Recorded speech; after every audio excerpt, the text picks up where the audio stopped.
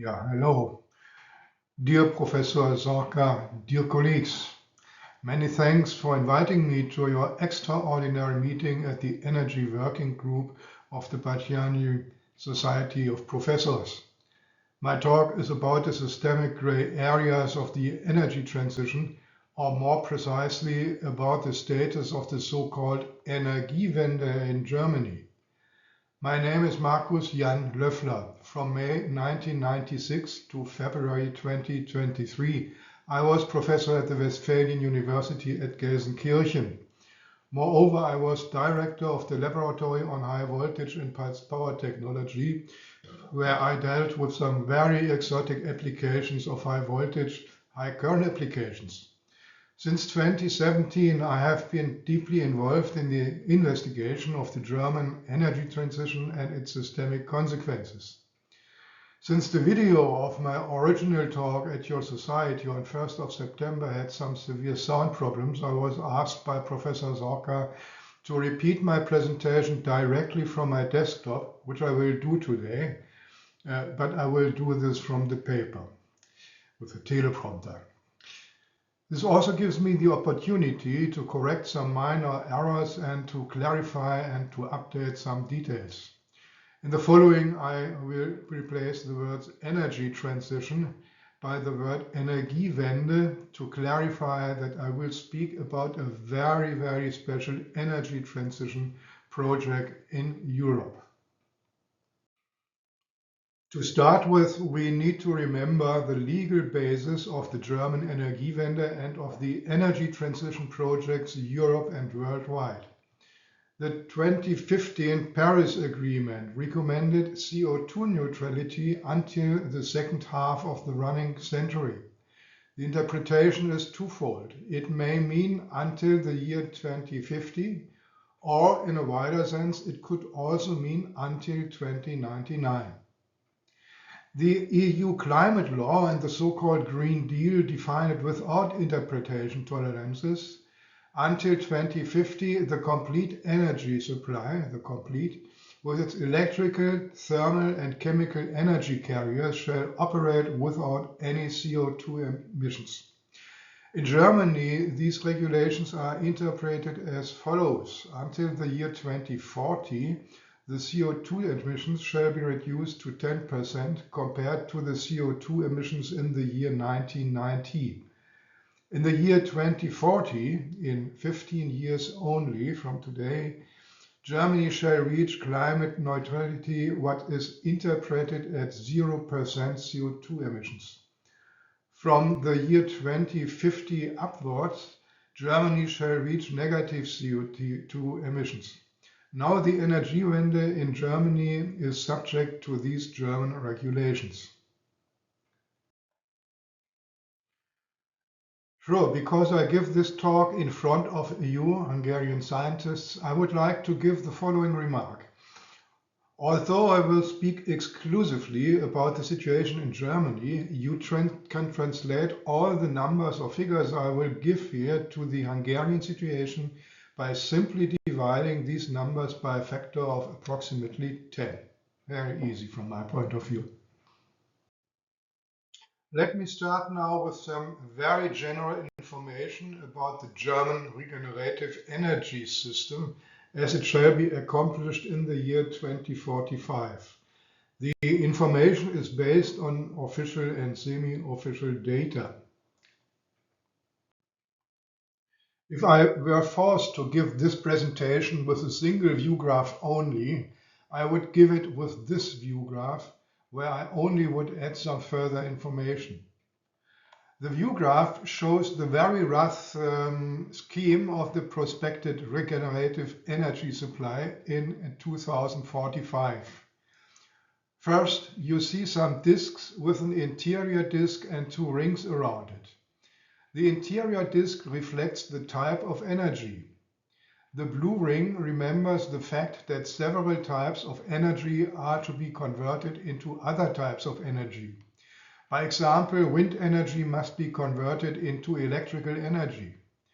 The outer red shell indicates that any energy conversion generates losses. a fact that is mostly not considered in the considerations or in the discussions. At first, we have the domestic, the German energy demand, or more precisely, the energy demand of its energy customers. Not only electricity, energy at all. The customers are the reason why we need an energy supply, and the energy supply must follow the customer's demand. Astonishingly, in Germany, we already started discussion that the customers must follow the energy supply. From my point of view, this is a very misleading approach for an energy-dependent economy. Domestic demand means the demand of industry, of commercials, trade and services, of private households as well as of the transportation sector. The energy itself shall be available from wind and solar energy, environmental heat energy, biomass and hydro energy and so on.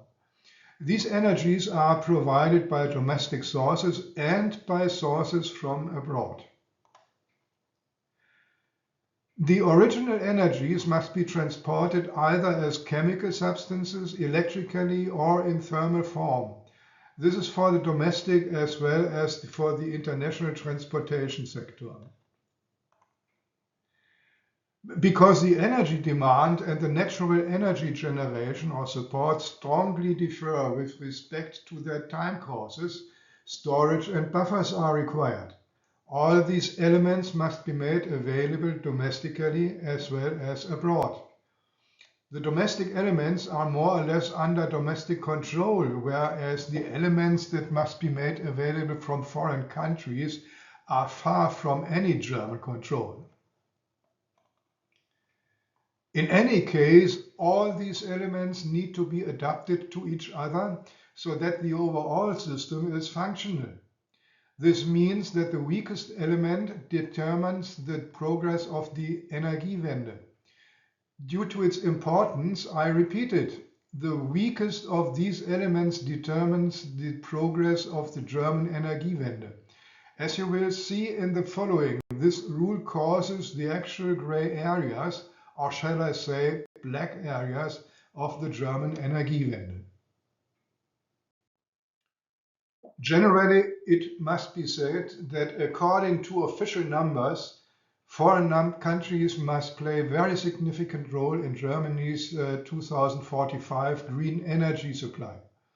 I will comment on this picture only in a very brief. From the numbers or figures in this picture and its interpretation, it must be derived that Germany's future green primary energy demand may be in the order of 2,400 terawatt-hours per year, or even more, who knows. From these 2,400 terawatt-hours per year, Germany may be able to generate green energy in the order of about 1,100 terawatt-hours per year only. The rest of about 1,300 terawatt-hours of green primary energy, including import of electric energy, must be generated abroad to provide Germany with hydrogen or its derivatives in the order of about 700 terawatt-hours per year or even more. This means that Germany needs green energy productivities in foreign countries that are higher or, when taking already existing more aggressive numbers, are essentially higher than Germany can provide by its own green power generation, up to a factor of about 1.6, latest by the year 2045. By its own uneconomic electrolytic hydrogen production, Germany may generate about 150 terawatt-hours per year of hydrogen only. This hydrogen is required to feed hydrogen power plants during periods of low or very low renewable energy production. Together with the delivery of hydrogen from abroad, I personally expect a required hydrogen storage of about 175 terawatt-hours, plus a national 90 days energy reserve, respectively hydrogen reserve if needed. All current storages in Germany can store 33 terawatt-hours only, what makes a factor of more than 5 of deficit compared to the storage needs expected by myself. As we will see later, this already causes severe problems. Later on, I will substantiate this information. In the following, I mostly will concentrate my considerations to the electrical part of the German Energiewende only. So, what are the official targets of the electricity extension, or more precisely of the decommissioning of fossil power plants in Germany until 2045?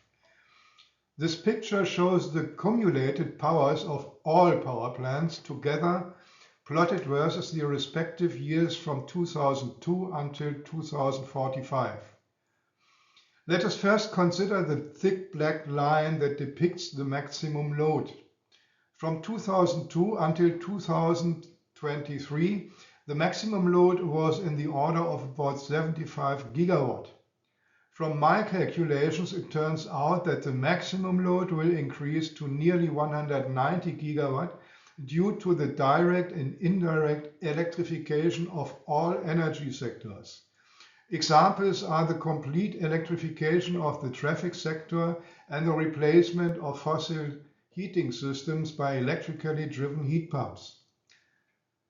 The dotted line below depicts the decommissioning of controllable fossil and nuclear power plants. Until the year 2038, these power plants shall be switched off completely.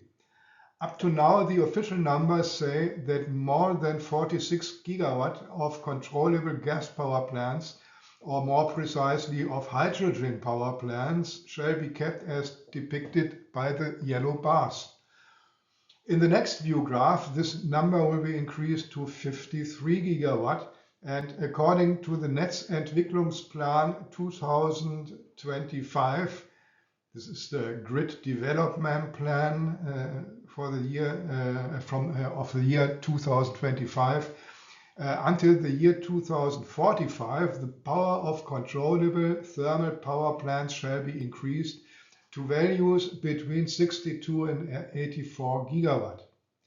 But it does not matter which number of these number potpourri is the best one.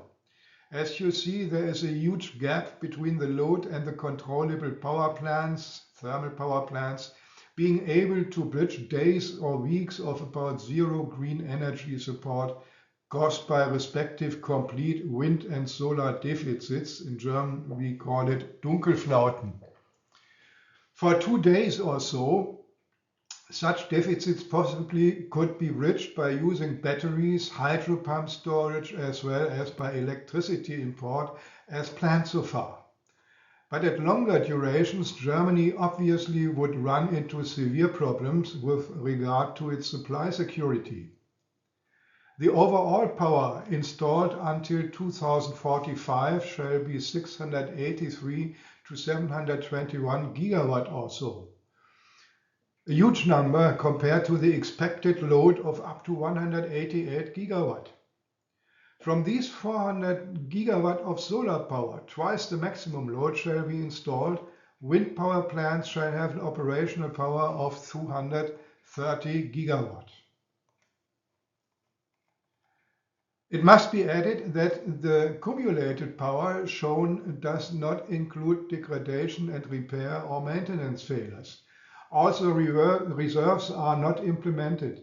From my point of view, another 10% should be added to the numbers given here. The load is given without considering production shift or other impoverishment effects or possibly warmer winters with less load requirements.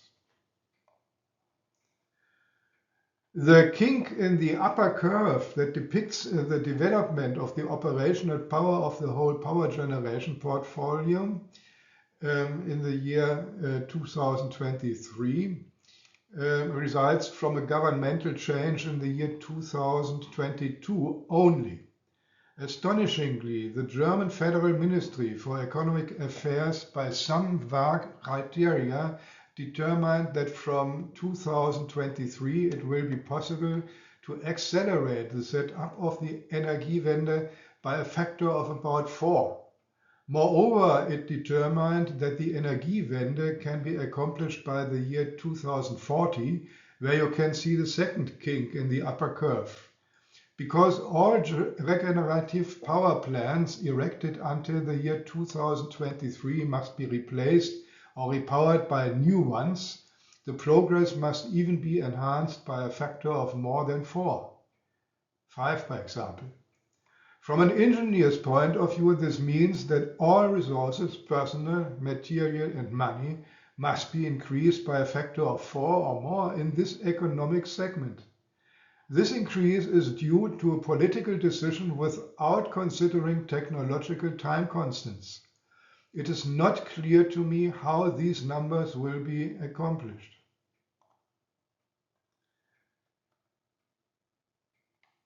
As I will show later, the budgetary numbers are even higher when considering the dramatic expansion of the grid, as well as of additional thermal power plants and batteries, as well as of hydrogen storages and electrolyzers.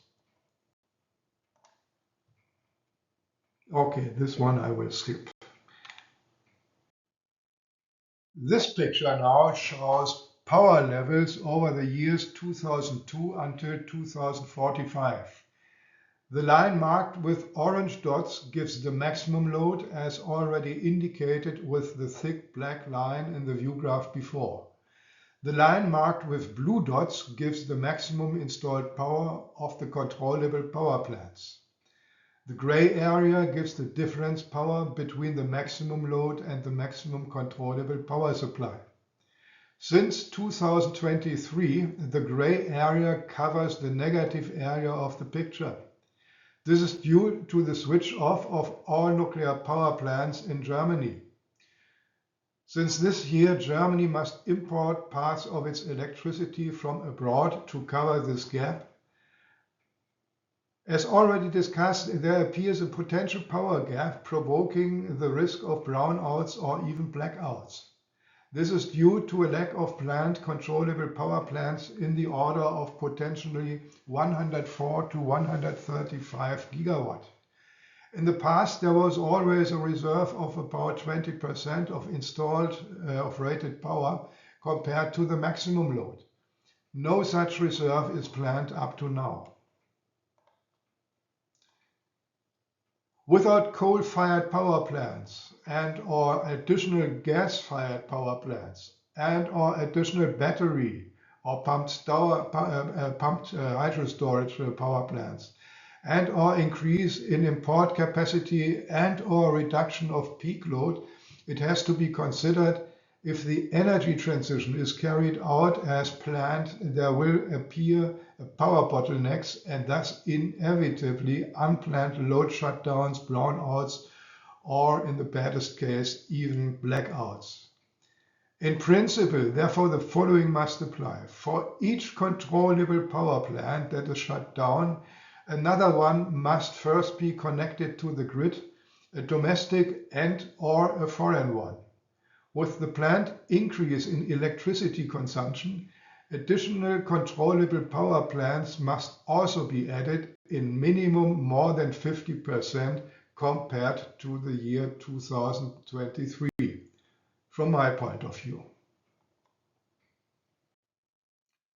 Here I present an additional note with respect to the degree of utilization of the German electricity system in the past and as planned for the future.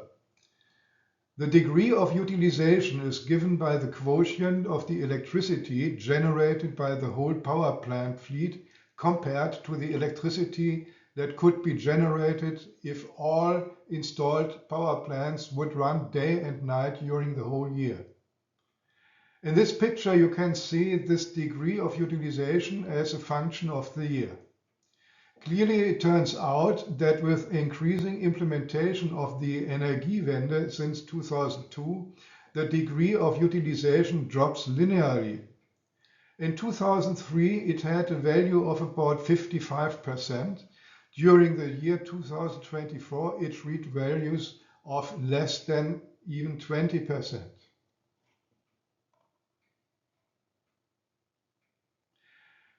In the year 2045, according to official numbers, it will reach about 18% if only the official numbers are considered. According to my calculations, including additional power plants, batteries, and system-related electrolyzers, the degree of utilization then will drop to 12%.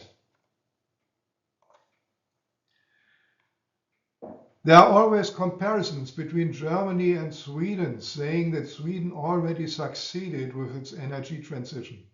This comparison is not fair because Sweden utilizes nuclear power, has large hydropower reservoirs, and other regenerative energies in combination with a relatively small population. Its degree of utilization is 35%, what is not bad compared to Germany's actual 20%, or in future only 12%. Moreover, greenists always gush about an electricity tariff of 0 cent per kilowatt hour because wind and sun won't write a bill. This would mean as less as an electric generator is used, as less the cost per kilowatt hour will be.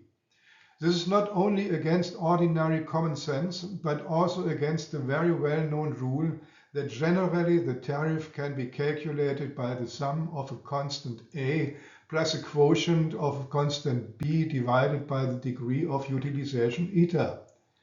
From other investigations, I could check that up to now this rule clearly holds with respect to the Energiewende. From these considerations, for me it turns out that the electricity tariff in Germany could blow up to more than €1 per kilowatt hour in future when continuing this course. After these general considerations about the German electricity as defined by official and related numbers, I would like to concentrate now to some time series of the electricity consumption, the renewables energy generation, and the storages as well. First, let's have a look on the gross electricity consumption, because as I already mentioned in the beginning of this talk, in an economically sound country, the customer defines the rules of energy delivery and not vice versa. The picture shows 3 load power curves. The ordinate gives the load in gigawatt. The lower abscissa gives the reference here of the blue power curve, depicting the load from 2016 to 2022. The upper abscissa gives the respective fictitious year for 2 alternative power curves, the black and the red one, as predicted by our own calculations for the future. This abscissa runs from 2045 to 2051. The blue curve from the past gives a maximum load of 80 gigawatt. The black curve is produced simply by multiplying the blue curve by a factor of 1.7. It represents the future electricity demand without electrolyzers. Special effects by electric cars and electrically driven heat pumps are not taken into consideration. The forecast curve is preferred by Institute of Solar Energy Systems of the Fraunhofer Society. The red curve, from my point of view, depicts a more realistic future scenario considering the effect of heat pumps and electric cars, especially during wintertime. This curve is my personal favorite. It clearly turns out that the actual peak load of 80 gigawatt will be increased by a factor of 1.7 to 2.4 to values between 135 and 188 gigawatt respectively. This means, or this has a severe impact on the electricity grid that must be adapted to these values at all voltage levels. Adapted means that all power cables, power lines, transformers, switches, and so on must be replaced by essentially more powerful devices. Please remind, all means all. I will come back to this topic later again. With respect to the gross electricity consumption, also the short-term storages as defined in the Netzentwicklungsplan 2025 must be taken into consideration. Short-term storage means small batteries and large battery plants as well as hydro pump storage. Batteries of electric vehicles are not considered so far in this plan. In this plan, short-term storage has capacities between 0.3 and 0.5 terawatt hours, 300 gigawatt hours and 500 gigawatt hours. The upper picture depicts the daily energy requirement at present and in future.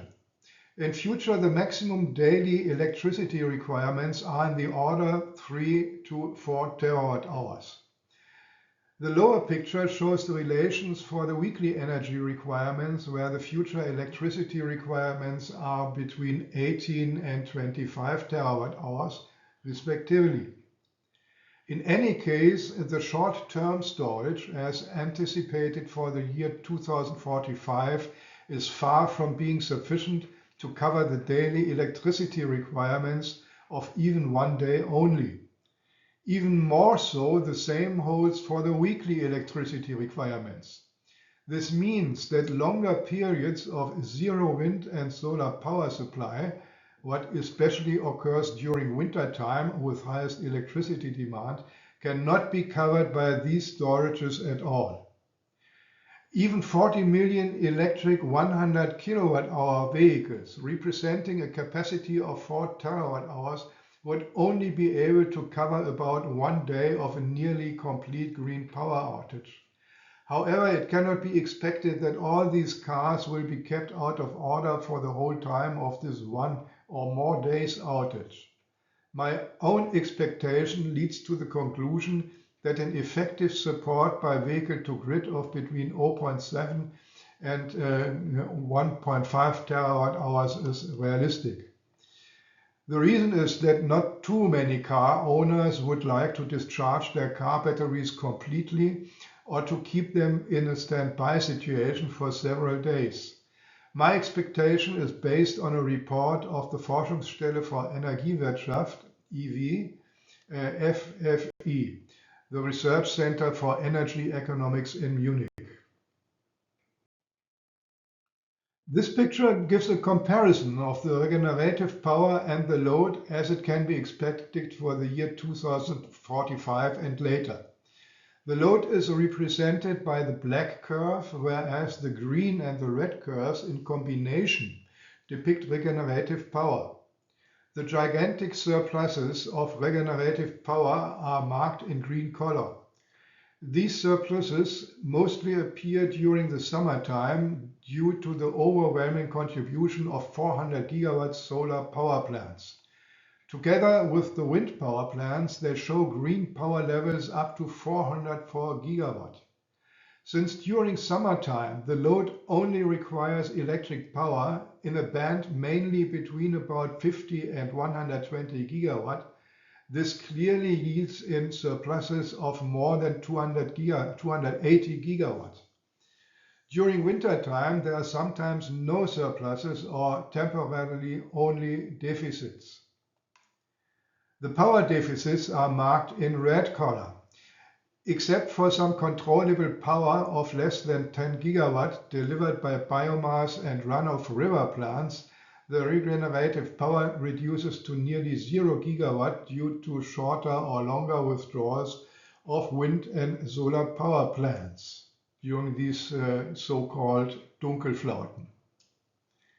The deficits yield to about 131 terawatt hour per year, whereas the surpluses reach up to 342 terawatt hours per year. As it looks like, it is planned that the balance between these values, about 211 terawatt hours per year, must be considered as losses or as exports. Whether the losses could be used for heating purposes is not clear to me, especially because they mainly appear during summer times. At this point, I would like to remember that these numbers result from my own calculations based on official numbers and data gathered empirically. Calculations of other scientists may differ, but I do not expect that these differences will contradict my qualitative findings at all. To come back to the picture, it clearly turns out that both signals do not fit each other. Moreover, it clearly turns out that additional technical means, especially storage capacities, are required to adapt the regenerative power input to the needs of the load. As you may know, solar power surpluses are already occurring nowadays in Germany. They are perceived as problematic and lead to negative electricity market prices. These small surpluses are nothing, really nothing, compared to the solar surpluses as to be expected in 2045. Now it is thought that the surpluses and the deficits can be controlled by manipulating the electric load to follow the regenerative electricity supply. This manipulation shall be achieved by variable electricity rates. The top picture clearly shows that this cannot be the solution for the future. This picture shows the residual power. The residual power is the balance of the load and the regenerative power. It illustrates the gigantic surpluses and deficits in a clearer way. Power deficits can yield 155 gigawatt, whereas the surpluses can achieve values up to 325 gigawatt. Clearly, the deficient situation during wintertime and the overproduction during summertime can be seen. So let us first consider the problem of the regenerative power deficit.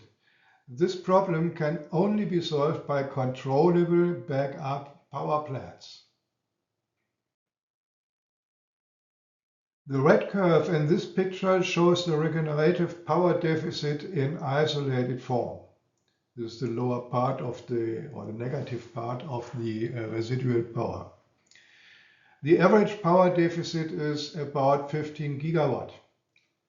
For comparison, the present load, represented by the blue-colored curve, is also shown. As can be seen, the power deficit curve exhibits substantially higher values than the recent load. In practice, this means that future controllable power plants need to show essentially larger rated power values than nowadays. This view graph is only to illustrate that batteries, as defined with the Netzentwicklungsplan 2025, are not suited to cover power deficits with durations longer than about 1 day. Such power deficits can have durations of 10 days or even more. They can only be covered by controllable thermal power plants like gas or hydrogen power plants, either domestic power plants or power plants abroad. To feed such power plants with gas or hydrogen, respective gas storages are required, as I will discuss later. At the point, it can be stated that the rated power of the controllable thermal power plants must be in the order of about 140 gigawatt.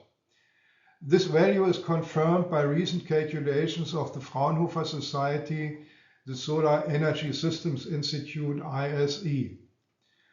The Netzentwicklungsplan 2025 shows values of less than 83 gigawatt only for German thermal power plants. It is not clear to me whether this means that the rest must be delivered from abroad. In the following, I will give a conclusion with respect to the security of the 2045 overall energy supply. The security of supplying all energy sectors is only given if the security of the electricity supply is guaranteed, as almost all energy applications directly or indirectly depend on the power supply. Constantly occurring renewables droughts are to be interpreted in such a way that almost complete longer-term failures, days or weeks, of the renewables are to be expected at any time, especially during winter time. This requires a controllable power plant fleet in Germany as well as in the European Union exclusively for Germany. This power plant fleet must be able to handle the future electrical load almost by themselves. The rated power must be essentially larger than today, 140 gigawatt in future compared to 90 gigawatt nowadays. Until the year 2035, only around 55 gigawatt are planned so far.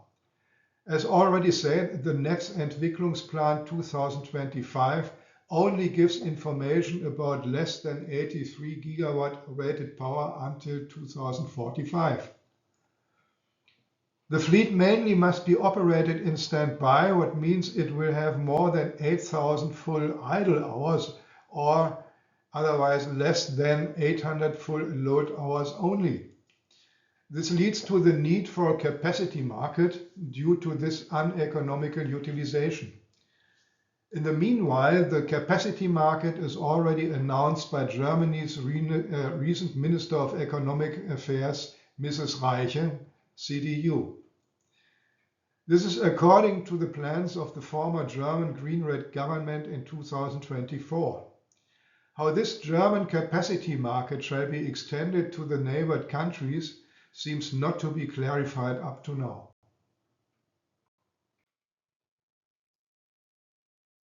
Let us now consider the problem of a summary regenerative surplus power. This power must be delivered into long-term hydrogen storage during summer times to be able to feed hydrogen power plants during winter times. I will not speak about the feasibility of such a hydrogen power plant fleet because for me many things are not clear up to now. It can be shown that due to several reasons, batteries are not well suited to overtake this task. They are only suited for short-term, 1 or 2 days storage, what especially helps to control the daily overshooting solar power during summer times. This picture shows the regenerative overgeneration, the green curve, in its isolated form. What means this is the positive part of the residual power. For comparison, the recent cause of the recent load, blue curve, is included in the picture. The average regenerative excess power equals 39 gigawatt at maximum amplitudes between 260 to 325 gigawatt.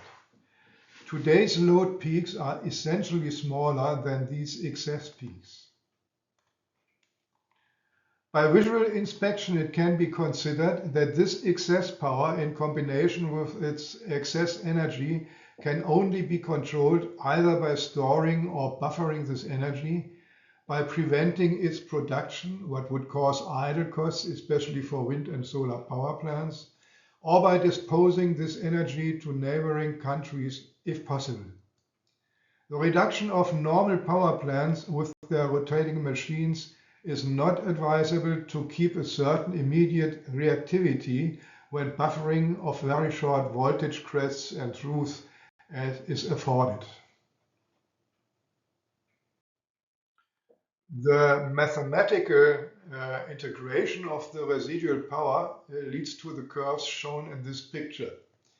The curves show the energy contents of hydrogen storage for the realistic load variant 1, blue curve, and for the non-realistic load variant 2, orange curve. As a compromise, the black curve depicts the average between both curves. These curves show a relatively regular waveform with a frequency of 1 wave per year. This behavior is very comparable to the behavior of existing natural gas storage.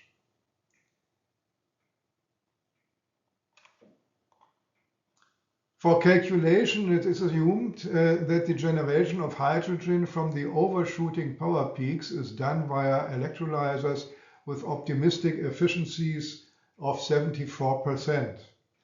The stored hydrogen then is converted via hydrogen power plants, assuming another optimistic efficiency of 51%.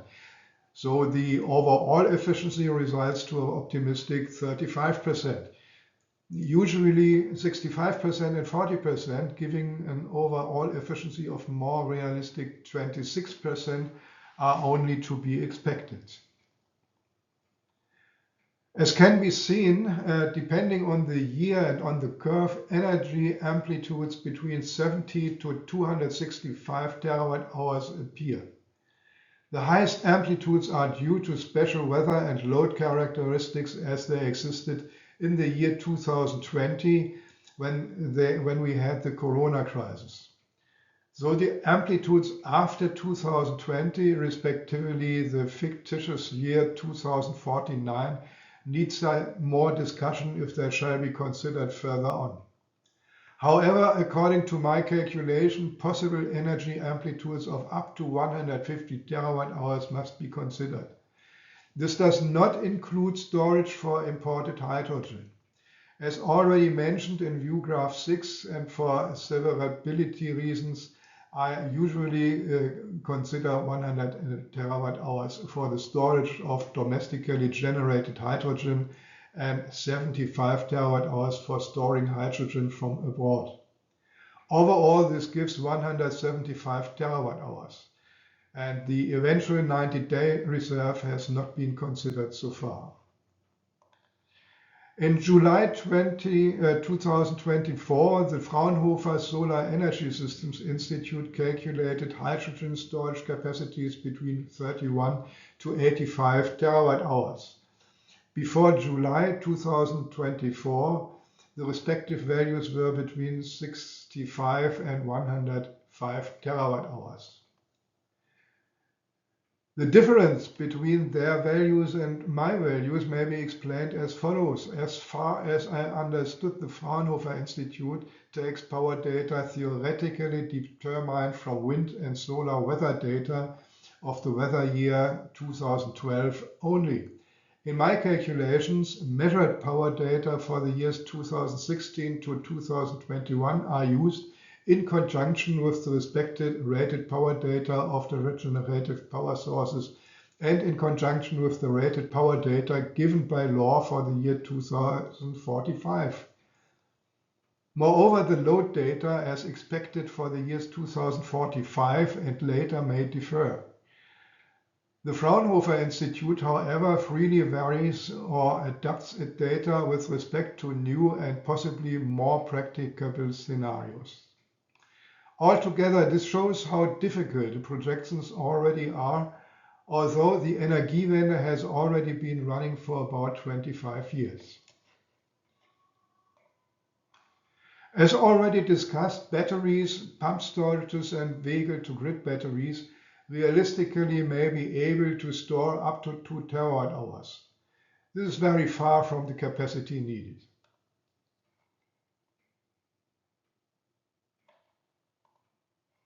As already mentioned before, the currently available salt caverns can only be charged with 33 terawatt hours of hydrogen. Moreover, it must be considered that these caverns show a shrinkage of 1% per year. Hence, in 20 years, this capacity could be reduced to 24 terawatt hours only. As can be seen from these numbers, although they can differ remarkably, a massive expansion of the salt cavern storage facilities is obligatory. A factor of about 5 may be appropriate. Moreover, it must be noted that the operation of electrolyzers in Germany is uneconomical, although they are urgently required to transfer the overshooting long-wave regenerative power into 67% hydrogen energy and 33% conversion losses.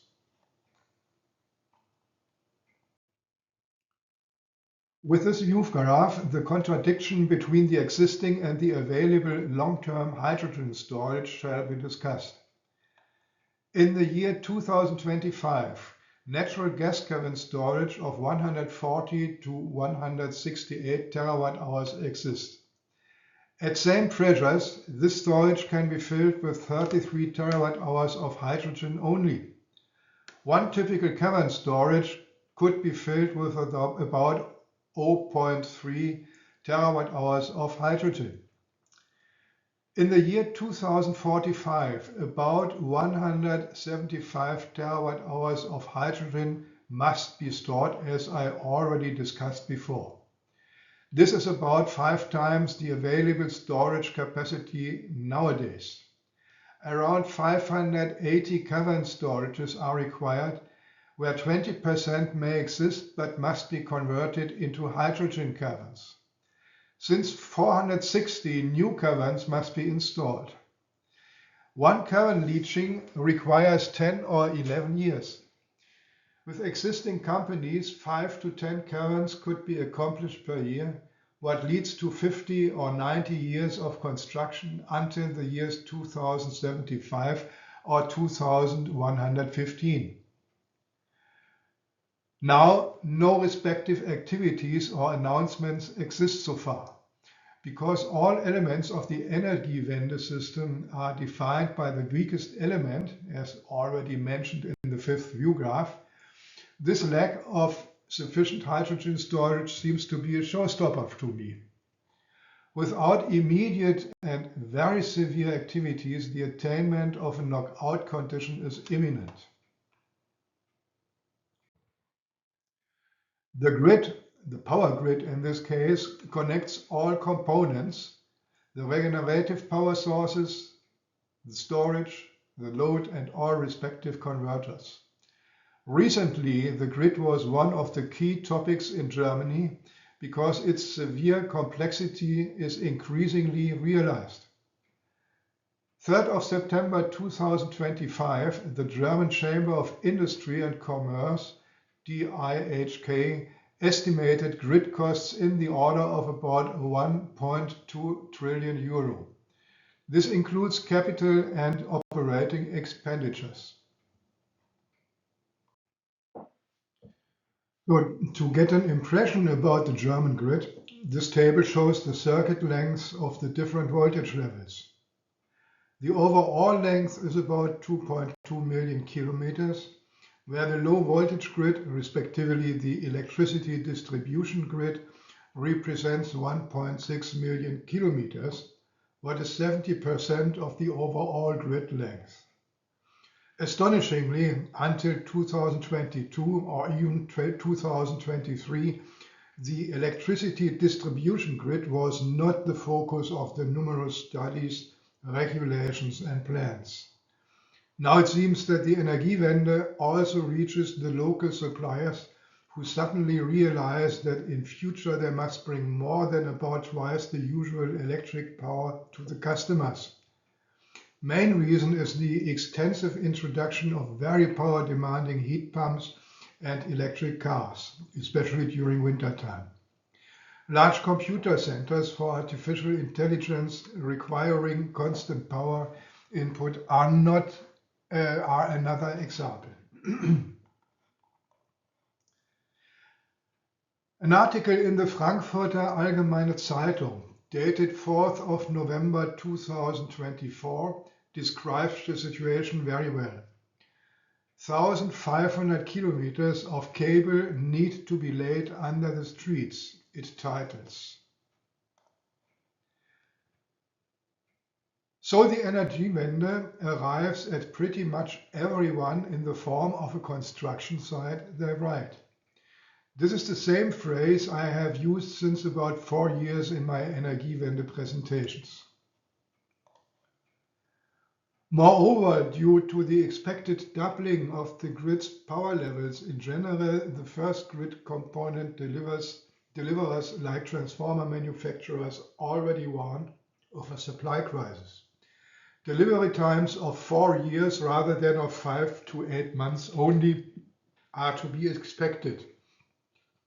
It is also reported that the delivery of larger transformers turns out to be difficult with respect to their transportation because many bridges in Germany are are in a worrying state. Other problems may appear with respect to all other components of the completely refurbished new German power grid. In November 2024, I interviewed ChatGPT with respect to the construction period of low voltage grids. This interview resulted in the following final finding. With today's staffing levels, it would theoretically take up to 60 years until the year 2085 to double the capacity of the low voltage grid. With more manpower and additional funding, this time could be shortened to 20 to 30 years. However, this affords a great acceleration of the process. From these findings, it can be stated, like in the case of hydrogen storage, because all elements of the Energiewende system are defined by the weakest element of the overall power system, this lack of sufficiently rapid grid extension appears to be another showstopper with respect to the completion of the Energiewende until the year 2045. By the way, even the load could become something like a soft showstopper because it does not increase as expected in the past. In the following, I will conclude my talk with some very personal concluding phrases. Normally, I conclude with the next view graph that gives plenty of numbers whose detailed explanation I would like to skip today. Once again, this figure shows the disk block diagram from the beginning of my talk. I'm now referring to the entire energy supply system. As you can see, all disks are featured with a question mark. The storage disk is even featured with a double question mark.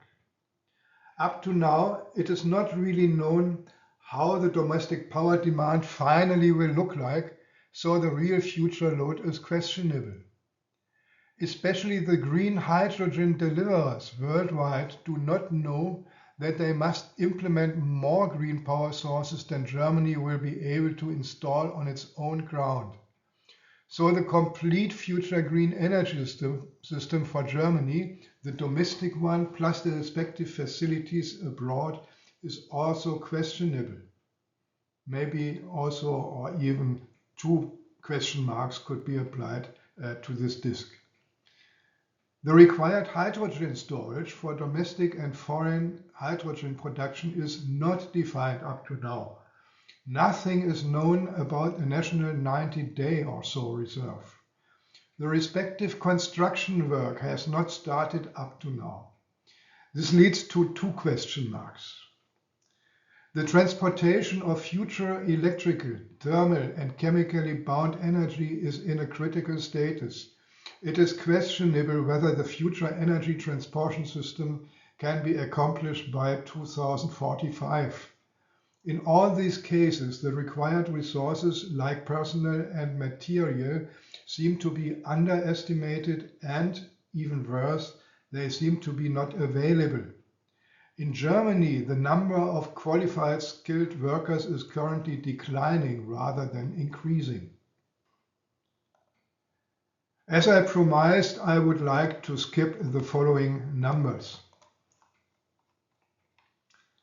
However, the following information about the costs of the Energiewende I would like to add.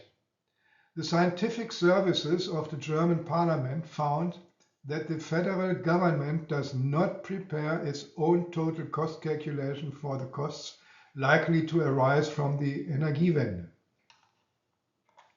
Moreover, the think tank Agora Energiewende found that until 2045, the total cost will approach about 10.8 trillion euro, where 7.8 trillion euro are defined as inevitable costs that even would appear without the Energiewende.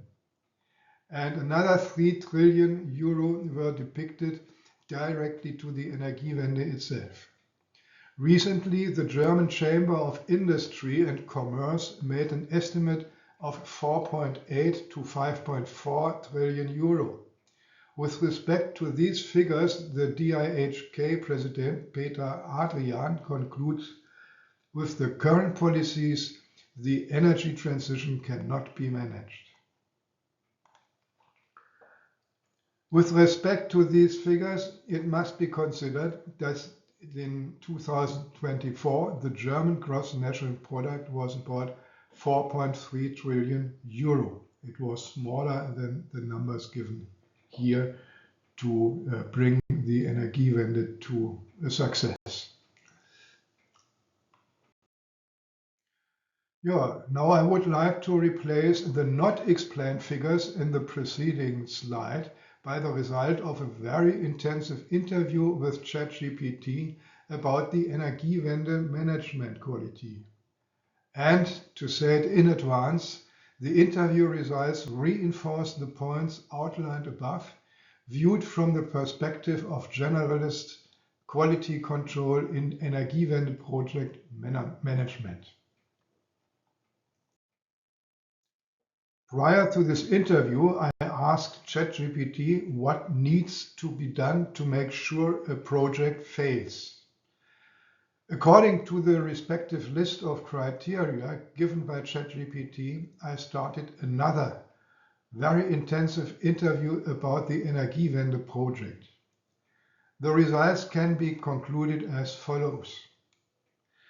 The overall goals of the Energiewende are defined. That's the only positive point I could find. However, there is a lack of coherent implementation. Time and budget targets are unrealistic.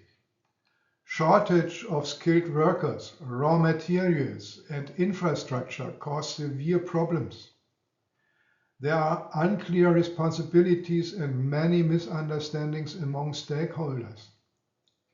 Project management weaknesses are overload, its lack of strategic coordination, and the use of outdated tools. The stakeholders often work in isolation. There is a lack of standardized processes. Implementation of the Energiewende could be delayed until 2070 or even 2080, especially due to hydrogen storage and controllable power plant problems.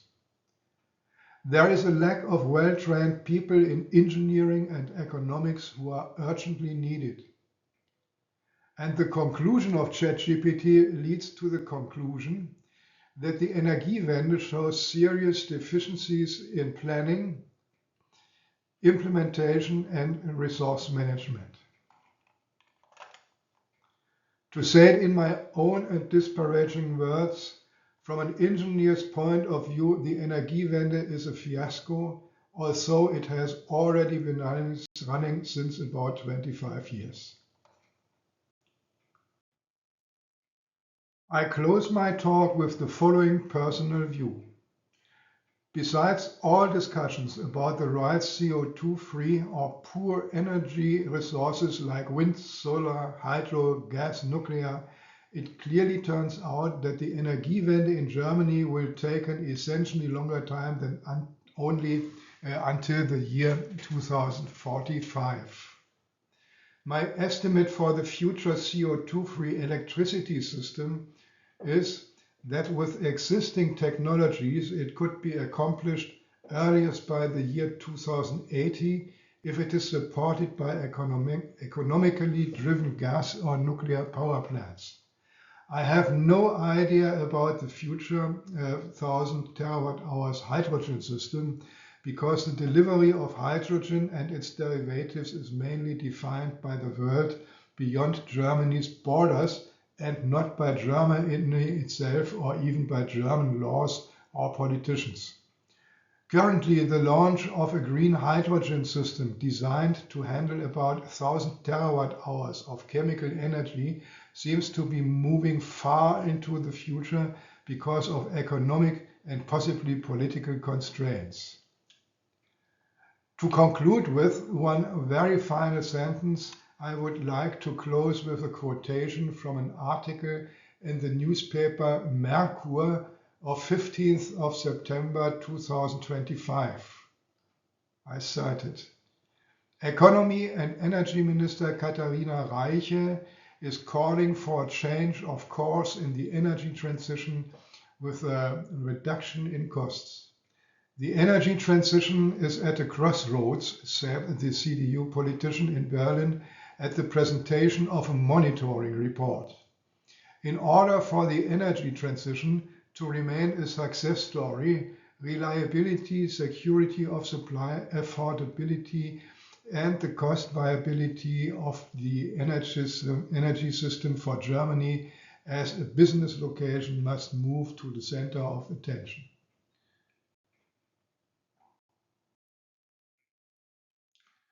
Yeah, that's it. Thank you very much for sticking with my very dense presentation up to this point.